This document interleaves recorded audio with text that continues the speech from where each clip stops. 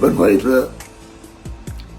tarixda bir ocharchilik payti bo'lgan ekan.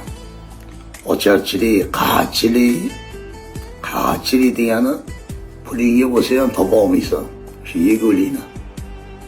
Shunaqa davrda bir xotin tandirga non yopdi. Iltimos oxirigacha eshitinglar azizlarim. Tandirga non yopdi-da, haligi nonini ikkita non yopgan ekan o'zi. Nonini tandirdan uzib turganida tashqaridan ko'chadan akasi kelib qoldi, jigari. De haligi nonini qizg'anib, haligi xotin nonini qizg'anib, shunda tagiga qo'yib, ustiga o'tirib oldi, nonning ustiga.